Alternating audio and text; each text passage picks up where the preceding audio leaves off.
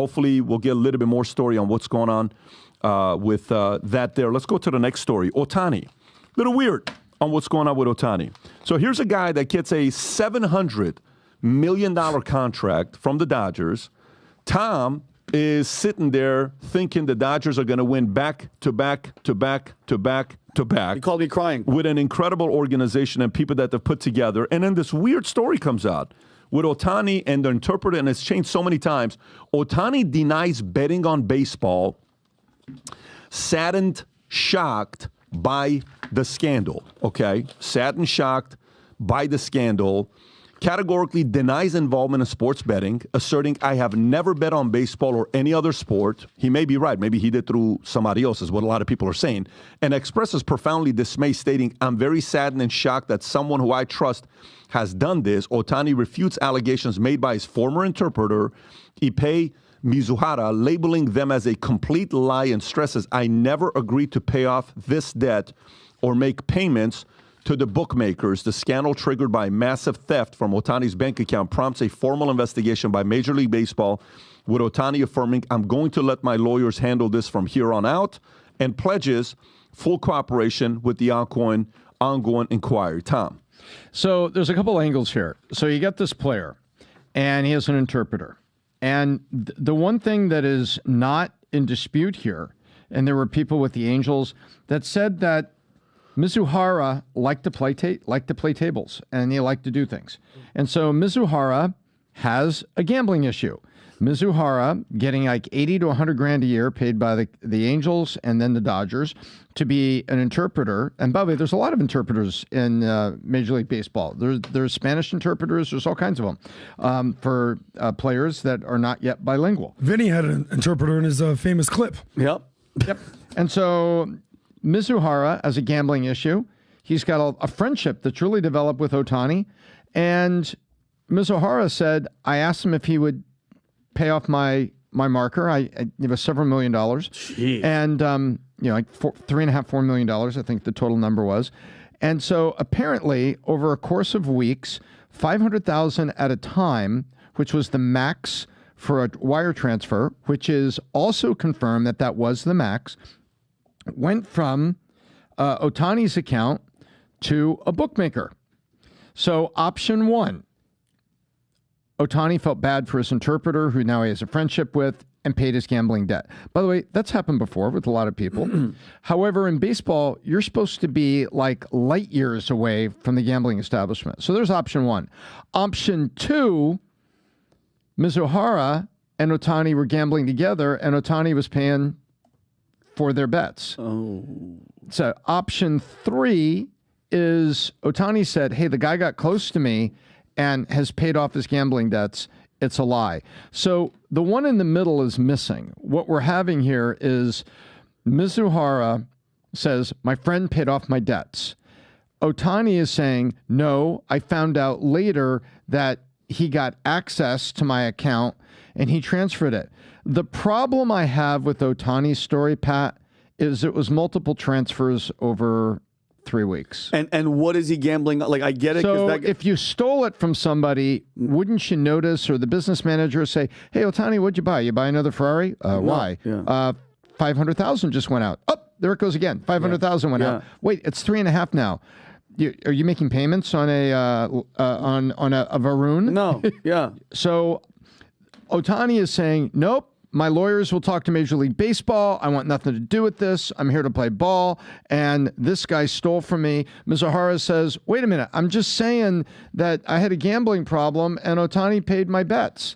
And we're going to find out, hopefully, from Major League Baseball. However, Major League Baseball doesn't have the best track record with gambling.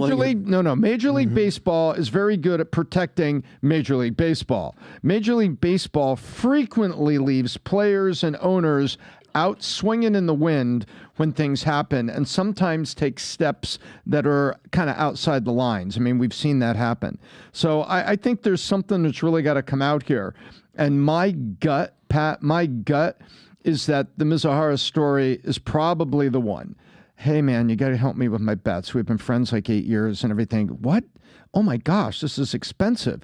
Well, I'll transfer it for you. I can only do $500,000 at a time. Got it. I pay it off. Yeah. What do you think? So you make very good point. There's a couple weird things here when you look at this. And I was looking at a bunch of different things and reading a bunch of different things. So Ohtani, first of all, says he doesn't speak English, but he does. Okay, so the interpreter is there, but he speaks English. So Rob, you can Google this and say, does Ohtani speak English? He actually does speak English. Choppy, but yes. Yeah. The interpreter says he went to UC Davis and got a degree there, but no, he never went to UC Davis to get a degree, the interpreter. That was fabricated, so it's not a true. Right here, there's a story from Sports Illustrated. Ohtani can't speak English, but he is more comfortable in his first language. Normally, he has his interpreter with him whenever he addresses a more American audience. However, during his acceptance speech for his MVP award last night, Ohtani surprised everyone and spoke in English. And by the way, that was 2 months ago when he said that, right? Next, these two have been friends since they were kids. Like, literally, they've been friends since they were kids. Mm-hmm. And Ohtani, strangely so, was at the March Madness game in 2019. That is 5 years ago, right? So why was Ohtani at March Madness game in 2019? Some are saying, well, you know, March Madness is all about gambling, and maybe he has this and he has that. Okay, no problem. That's totally fine. Last but not least, the way to look at it, Pete Rose reacted to this. Rob, do you have the clip of Pete Rose reacting to this? If you don't, let me send it to you. You should be able to find it on Twitter. If you just type, right there, that's the one right there. Go ahead and play that clip. Watch this.